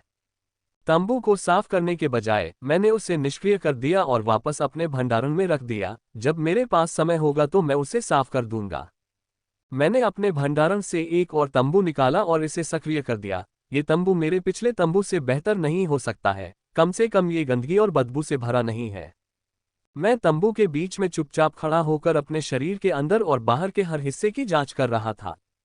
जितना अधिक मैंने देखा उतना ही अधिक मैं हैरान हो गया। मैं इतना हैरान था कि मैं काफी समय से अपने होश में नहीं आया था। मेरा शरीर सिर्फ ठीक नहीं हुआ था, बल्कि उसने एक पूर्ण पुनर्जन्म का अनुभव किया था। मेरी प्रतिभा उन्नत हो गई थी, जो कि आपके पहले राक्षस से विरासत में मिली प्रतिभा के बाद काफी असंभव है। आपके पहले राक्षस से आपको जो प्रतिभा विरासत में मिली है, वह आपकी प्रतिभा है। ये केवल तभी आगे बढ़ती है जब आपके राक्षस की प्रतिभा उन्नत होती है, जो बहुत कठिन है क्योंकि हर राक्षस एक ऐसी प्रतिभा के साथ पैदा होता है जिसे अपने पूरे जीवन में आगे बढ़ाना असंभव है। केवल शक्तिशाली वंश की सहायता से ही वे प्रतिभा की पूर्ति करने में सक्षम हो सके। केवल चमत्कारी फल ही किसी की प्रतिभा को बदलने का चमत्कार कर सकता है। मेरी गति काफी मुक्त और तनाव मुक्त हो गई थी, और जब भी मैं अपनी क्षमता का उपयोग करता तो वह सामान्य से अधिक तेजी से आती। मैंने अपने कौशल का भी प्रयोग किया और यह जानकर आश्चर्यचकित हुआ कि इसे सक्रिय करने में मुझे 25% कम समय लगा। 25% की संख्या कम लग सकती है, लेकिन ये बहुत बड़ी है। लड़ाई में जीवन और मृत्यु माइक्रोसेकंड के अंतर से बदल सकती है। इतना ही नहीं, अब मुझे इस कौशल का दोबारा उपयोग करने के लिए 3 मिनट कम इंतजार करना पड़ेगा। शरीर में इतने सारे बदलाव देखकर मैंने नाइट ब्लेड स्टाइल के अजीब आसन करने का फैसला किया। जब तक मैं समाप्त करता हूं, मेरा शरीर फिर से पसीने से तर हो जाता है, लेकिन इस बार मेरे चेहरे पर एक बड़ी मुस्कान चिपकी होती है। जिस विशेष आसन को करने में मुझे पहले 3 घंटे लगते थे, अब वह 2 घंटे में पूरा हो जाता है, और जब मैं यह अजीब आसन करता हूं तो मुझे पहले जैसी थकान महसूस नहीं होती। इस आसन को करते समय मुझे जो तनाव महसूस होता था वह अब पूरी तरह से समाप्त हो गया है, क्योंकि मेरी मांसपेशियां लचीली हो गई हैं। मुझे पूरा यकीन है कि मैं युद्ध में निश्चित रूप से वे युद्धक चालें कर सकता हूं जिन्हें करने में मुझे पहले झिझक होती थी। मेरा अनुमान है कि मेरी लड़ाकू शक्ति 15% से 20% तक बढ़ गई है, और यह बहुत बड़ी बात है। इस चमत्कारी फल को खाने से मेरे शरीर को पूर्ण पुनर्जन्म का अनुभव हुआ, इसलिए मैं इस फल को कहूंगा पुनर्जन्म का चमत्कारी फल। माइकल को यह नहीं पता था कि उसने चमत्कारी फल को जो नाम दिया था वह उसका वास्तविक नाम है, और वह शरीर में होने वाले परिवर्तनों के आधे से भी कम को समझ पाया था, जबकि शेष आधे के बारे में उसे कोई जानकारी नहीं थी। भविष्य में जब वह पुनर्जन्म के चमत्कारी फल द्वारा अपने शरीर में लाए गए अन्य परिवर्तनों को पूरी तरह से समझ जाएगा, तो उस समय वह वास्तव में अंदर तक हैरान हो जाएगा। नाइट ब्लेड स्टाइल के उन अजीबोगरीब पोज के अभ्यास से निकले पसीने को हटाने के लिए मुझे एक बार और नहाना पड़ा। अभी सुबह के 7 बज चुके हैं। 2 घंटे बाद मुझे युद्ध संरचना अभ्यास के लिए जाना है। शिविर के नेताओं ने पूरे शिविर को लगभग 500 लोगों के 8 समूहों में विभाजित करने का निर्णय लिया था। 8 टीमें अलग अलग इस क्षेत्र से बाहर की ओर चलेंगी। दस्तावेज में कहा गया था कि शिविर के नेताओं ने पहले ही निकास का रास्ता तलाश लिया है, और हमें बस अपने नेता के साथ उसका अनुसरण करना है। सिंध का जंगल इस क्षेत्र के बाकी हिस्सों की तुलना में बहुत खतरनाक है, और इसमें कुछ अजीब बात है। कई शीर्ष स्तर के कॉर्पोरल ग्रे रिवॉल्वर्स बाहर निकलने के लिए अंदर गए थे, लेकिन वे सभी टूटी हड्डियों और खून बहने वाले घावों के साथ वापस आए, और उनमें से कुछ जीवित वापस नहीं आ सके। मैं और एशलिन नाश्ते के लिए बाजार की ओर चल दिए, और यह भी देखने लगे कि कहीं उसकी नज़र किसी चीज पर तो नहीं पड़ रही। मैं सचमुच आशा करता हूं कि हमें एक और चमत्कारी फल मिल जाए, हालांकि यह असंभव होगा, लेकिन प्रयास करने लायक है। आधे घंटे तक बाजार में घूमने के बाद भी एशलिन की नज़र किसी चीज पर नहीं पड़ी। हमारा भाग्य बहुत अच्छा है कि हमें 2 चमत्कारी फल मिल गए, लेकिन दूसरा फल पाना लगभग असंभव है। एशलिन की नज़रों में कुछ भी नहीं आने पर मैं उस रेस्तरां की ओर चलता हूं जो नाश्ता बेच रहा है। हम दोनों ने दोपहर के भोजन की तरह नाश्ता किया और अपने टेंट में वापस चले गए। सभा के समय से पहले अभी भी 1 घंटा बाकी था। मैं सभा की ओर जाने से पहले कुछ मिनट आराम कर सकता हूं। अब मैं जो सबसे अधिक करना चाहता हूं वह है लड़ाई करना। मैं वास्तव में देखना चाहता हूं कि मेरी योग्यताएं किस हद तक उन्नत हुई हैं, लेकिन मैं अभी ऐसा नहीं कर सकता क्योंकि शिविर से बाहर जाना प्रतिबंधित है, विशेष रूप से विशेषज्ञ ग्रे रिवॉल्वर्स के लिए। ये सोचकर कि अब समय आ गया है, मैं एशलिन के साथ तंबू से बाहर निकल गया। रिया अपने तंबू में थी, लेकिन मैंने उसे परेशान नहीं किया। जब मैं प्रशिक्षण स्थल पर पहुंचा तो मैंने पाया कि वहां पहले से ही 200 से 300 लोग मौजूद थे और हर मिनट नए लोग आ रहे थे। रिया भी आई थी। वह अपनी ही उम्र की लड़की के साथ थी और जिस तरह से वे बात कर रहे थे वे काफी अच्छी दोस्त लग रही थी। उसने मुझे नोटिस नहीं किया क्योंकि मैं पेड़ से छिपी हुई प्रशिक्षण भूमि की सीमा पर थी। मैं सही थी कि उसे शिविर में एक दोस्त मिल गया था और यही कारण है कि वह कभी भी अपने शिविर में नहीं थी। समय बीतता गया और जल्द ही 50 के आसपास लोगों का एक समूह प्रशिक्षण मैदान में प्रवेश कर गया। उनके पहनावे, अहंकार और शक्ति को देखकर ऐसा लगता है कि वे किसी विभिन्न संगठन के लोगों का समूह हैं। जिसके नेतृत्व में 3 लोग हैं। 3 लोगों में से काले बालों वाली एक लंबी, आकर्षक लड़की नेता लगती है। जल्द ही 50 से अधिक लोगों का समूह शेष भीड़ में विलीन हो गया और आगे केवल 3 लोग ही रह गए। मुझे ये देखकर आश्चर्य हुआ कि जिल और उसका भाई विलियम भी उस समूह में हैं। कृपया अपने स्तर के अनुसार अलग अलग समूह बनाएं, विशेषज्ञ ग्रेड के प्रारंभिक स्तर से लेकर कॉर्पोरल ग्रेड के शीर्ष स्तर तक, और विशेषज्ञ ग्रेड से नीचे के लोग भी एक समूह बनाएं। उसने तीखी आवाज में आदेश दिया। सभी लोग अपने अपने स्तर का समूह बनाने के लिए संघर्ष करते हैं, जबकि मैं भी उस ओर चलता हूं जहां विशेषज्ञ ग्रेड के विकासकर्ताओं के प्रारंभिक स्तर के समूह एकत्रित हो रहे हैं। माइकल, जिल चिल्लाए, और जैसे ही मैं समूह के पास पहुंची, वह मेरी ओर दौड़ी। क्योंकि मैं उसके समान स्तर पर हूं, इसलिए जाहिर है कि हमें एक ही समूह में खड़ा होना होगा। जिल, मैंने कहा। जैसे ही वह मेरे करीब आई, उसने बिना कुछ कहे मुझे घूर कर देखा। माइकल, तुम कल से थोड़े अलग दिख रहे हो, तुम्हारी त्वचा इतनी चमकदार और दमकती हुई दिख रही थी। उसने मुझे ध्यान से देखते हुए पूछा। मैंने इस प्रश्न की अपेक्षा की थी और इसके लिए एक उचित उत्तर भी तैयार किया था। पुनर्जन्म के चमत्कारी फल ने न केवल मुझे आंतरिक रूप से बदल दिया था, बल्कि इसने मुझे बाहरी रूप से भी बदल दिया था। मेरे शरीर पर जो भी छोटे छोटे दाग धब्बे थे, वे पूरी तरह से गायब हो गए थे और पीछे रह गई थी चमकदार, बेदाग, मुलायम त्वचा। ओह, ये सब रेडियंस पोशन के कारण है जो मैंने कल रात गलती से पी लिया था। मैंने कहा कि रेडियंस पोशन काफी लोकप्रिय पोशन है जो त्वचा को चमकदार और उज्ज्वल बनाता है। ये पुरुषों के बीच बहुत लोकप्रिय है और बहुत महंगा भी है। इसकी एक बोतल की कीमत 1 लाख क्रेडिट है और यह सबसे कम कीमत वाली रेडियंट औषधि थी। खैर, आपकी त्वचा पर जो चमक है, वह इसी से पता चलती है। उसने कहा। क्या आपको पता है कि उन्होंने हमें यहाँ आने के लिए क्यों कहा? मैंने पूछा। मुझे एक बुनियादी विचार है, लेकिन फिर भी मैंने उससे पूछने का फैसला किया। एक अंदरूनी व्यक्ति के रूप में वह कुछ महत्वपूर्ण बात जान सकती है। ओह, सिस्टर रेचेल हमें सरल युद्ध संरचना और टीम समन्वय सिखाएंगी, ताकि हम बाहर निकलते समय रास्ते में आने वाले राक्षसों से बेहतर तरीके से निपट सकें। जल्द ही समूह का गठन हो गया और हम सभी उसके अगले निर्देशों की प्रतीक्षा करने लगे। नमस्ते, मैं रेचेल, इस समूह की नेता हूं। आज मैं आपको सरल युद्ध संरचना और टीम समन्वय का निर्देश देने जा रही हूं, ताकि जब तक हम बाहर न पहुंच जाएं, तब तक आप सभी जीवित रह सकें, उसने कहा। उन्होंने आगे कहा, मुझे आशा है कि आप दूसरों के लिए बाधा उत्पन्न किए बिना पूरी लगन और पूरे मन से अभ्यास करेंगे। निकास की ओर जाने वाला रास्ता खतरों से भरा है। ये राक्षस आपके द्वारा लड़े गए किसी भी राक्षस से अधिक खतरनाक और क्रूर है। मेरा विश्वास करें, क्योंकि मैंने निकास मार्ग में उनमें से कई से लड़ाई की है। उसने गंभीर स्वर में कहा।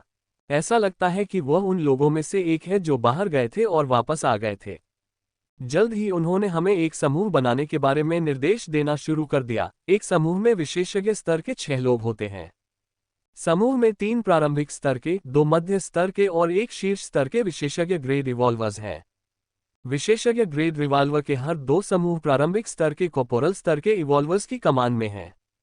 मध्य स्तरीय कॉर्पोरल ग्रेड और शीर्ष स्तरीय कॉर्पोरल ग्रेड पूरे युद्ध क्षेत्र में घूमेंगे और उन राक्षसों को मारेंगे जिन्हें समूह संभाल नहीं सकते।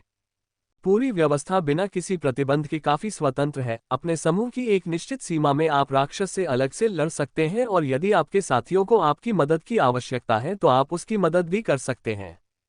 यदि कोई भी कॉर्पोरल राक्षस दुर्घटनावश आ जाता है तो उसे आपके प्रारंभिक स्तर के कॉर्पोरल ग्रेड समूह के नेता द्वारा नियंत्रित किया जाएगा, और यदि वह इसे संभाल नहीं सकता है या उससे अधिक राक्षस हैं, तो क्षेत्र में घूमने वाले मध्य स्तर और शीर्ष स्तर के कॉर्पोरल ग्रेड रिवॉल्वर्स इसे संभाल लेंगे।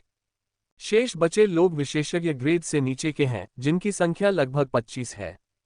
राहेल ने उन्हें सीधे शब्दों में बताया कि उनका एकमात्र काम लड़ाई शुरू करते समय एक सुरक्षित स्थान ढूंढना है और एक राक्षस शव चुनना है जिसका उपयोग दोपहर या रात के खाने के लिए किया जाएगा।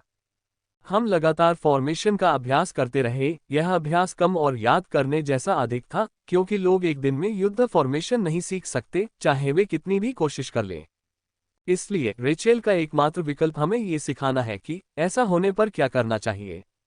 हमने अकेले टीम में लड़ने का अभ्यास किया, जब राक्षस शक्तिशाली हो तो अपने साथियों की मदद की, तथा जब कॉर्पोरल स्तर का राक्षस आ जाए और कोई ना हो तो स्वयं की तथा अपने साथियों की जान बचाने का अभ्यास किया।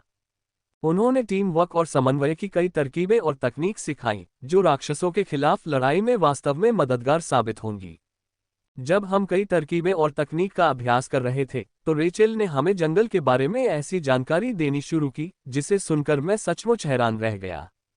उन्होंने कहा कि यह जंगल किसी प्रकार की विदेशी ऊर्जा से संक्रमित है जिसने इस जंगल के अंदर के राक्षसों को अधिक शक्तिशाली और क्रूर बना दिया है।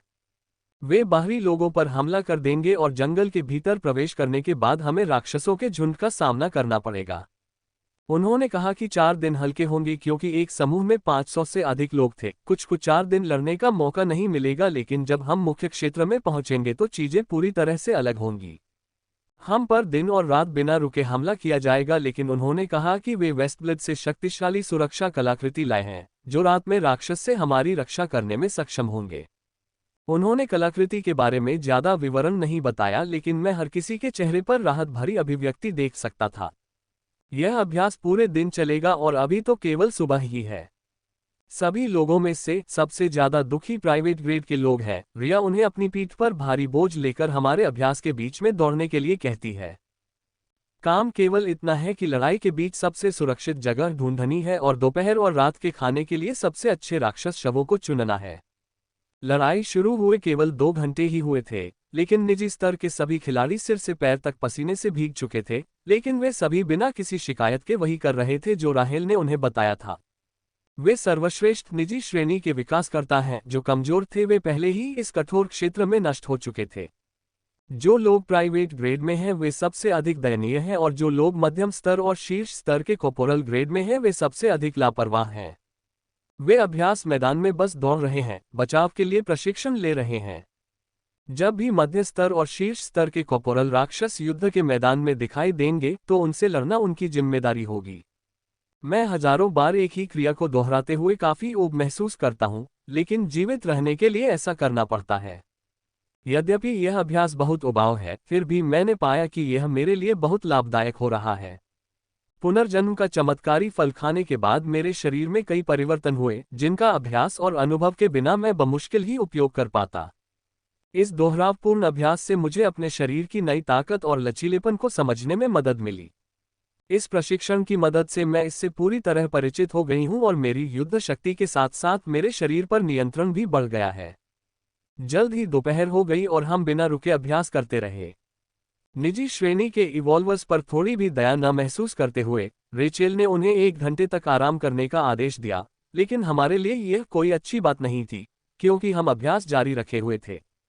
दोपहर की धूप में अभ्यास करना बहुत निराशाजनक है। बंजर भूमि की सीमा पर स्थित शिविर में दोपहर में बहुत गर्मी लगती है। सभी युवाओं के शरीर पर पसीने की धार देखी जा सकती थी और इस बार कोई भी ब्रेक नहीं लेना चाहता था, रेचेल के प्रति सम्मान के कारण नहीं बल्कि शर्म के कारण। 10 मिनट बाद एक लड़के ने 10 मिनट का आराम मांगा और हम सभी को उम्मीद थी कि रेचल उसे डांटेगी, लेकिन ऐसा करने के बजाय रेचल ने अपने भंडारण से तंबू निकाला और सक्रिय होकर उस लड़के से कहा, महाराज कृपया अपने विनम्र निवास में आराम करें। ये सुनकर लड़के को शर्म से सिर झुकाना पड़ा और तब से कोई भी उससे आराम करने को नहीं कहता। जैसे जैसे समय बीतता गया ये दोहराई जाने वाली क्रियाएं शारीरिक और मानसिक दोनों रूप से काफी थका देने वाली हो गईं। रेचेल के बारे में मुझे एक बात अच्छी लगी कि वह सभी के साथ समान व्यवहार करती है और संगठन के लोगों के प्रति कोई पक्षपात नहीं करती। सभी को बिना किसी भेदभाव और शिकायत के दूसरों की तरह कड़ी मेहनत करनी थी।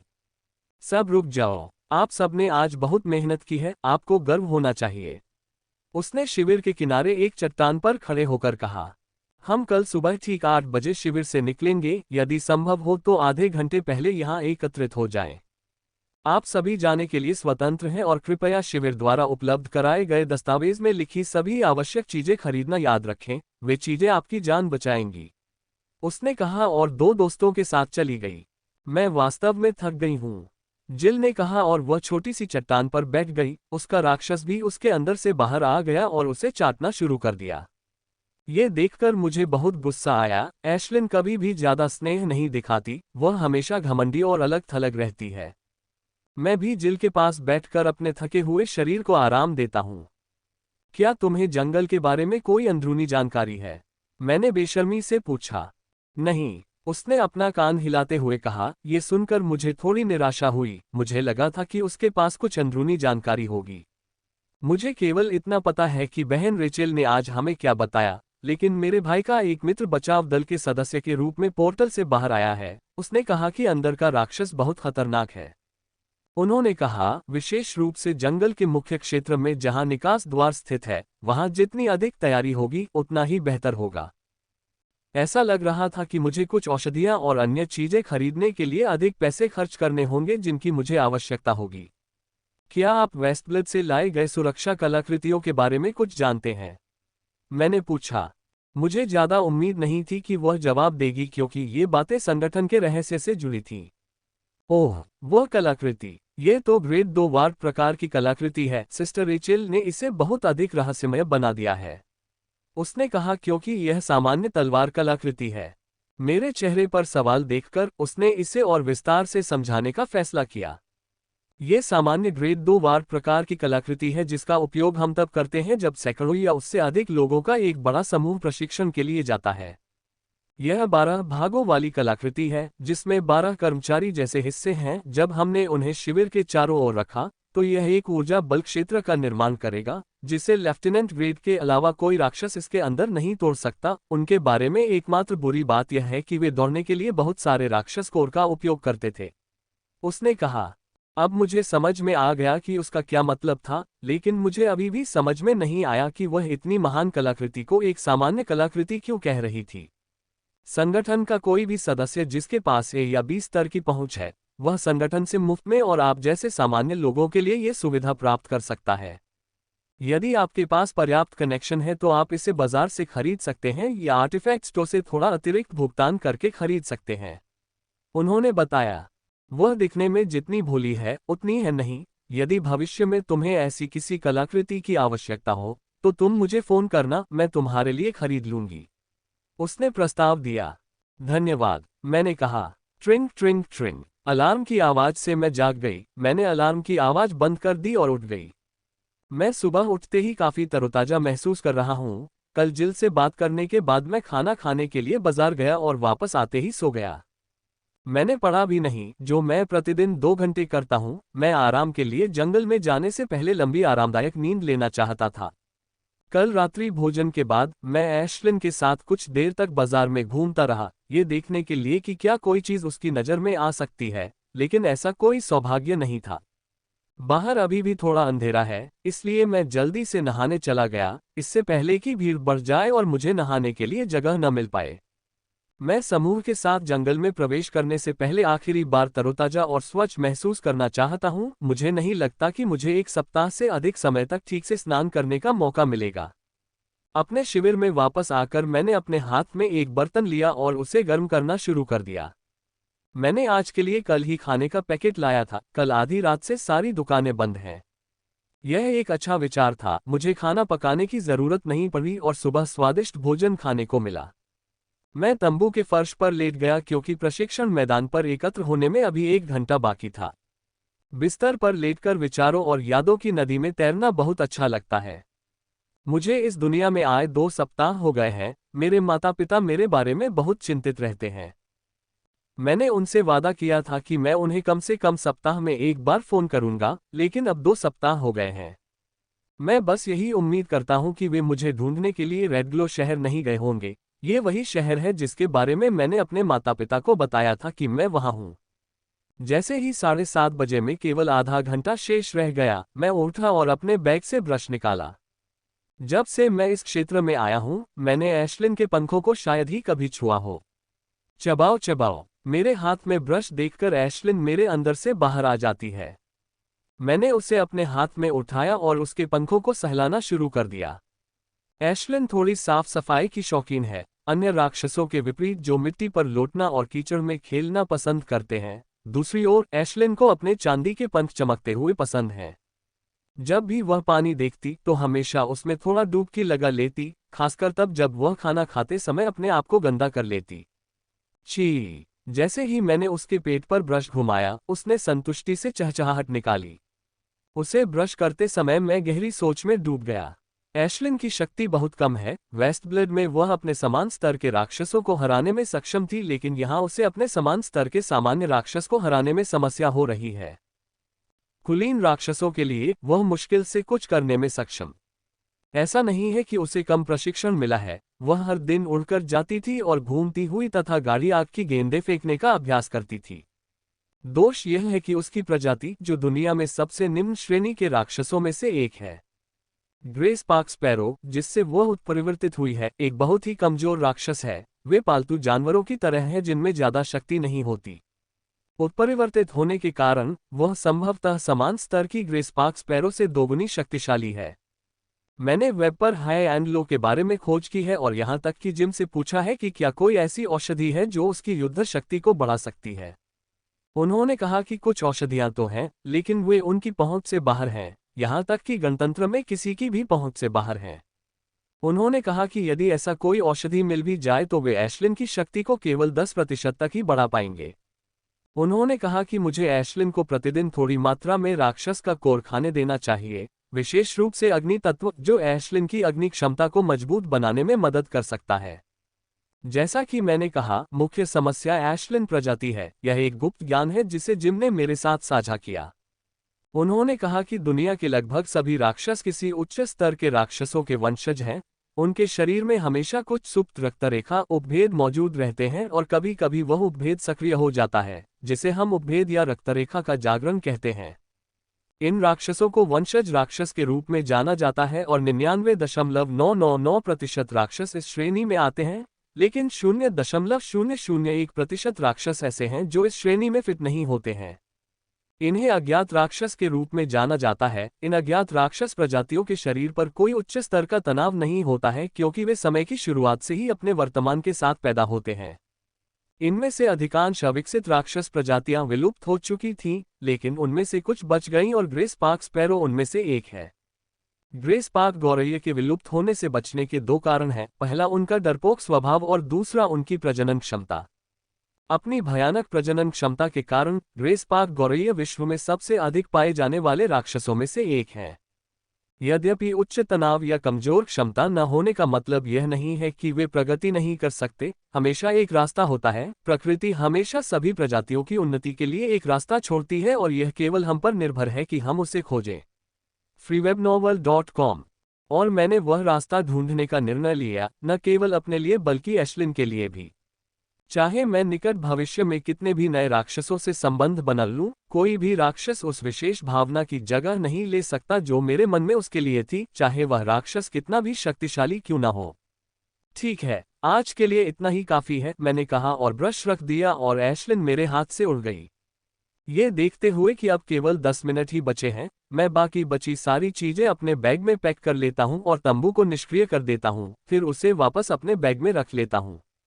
जब मैं अपना तंबू समेट कर जाने वाला था, तो मैंने देखा कि रिया 2 लड़कियों और एक लड़के से बात कर रही थी। जैसे ही हमारी आंखें मिली, उसने सिर हिलाया और मुस्कुराई। उसे हल्की सी मुस्कान देकर मैं एशलिन को अपने कंधे पर बिठाकर प्रशिक्षण मैदान की ओर चल पड़ा।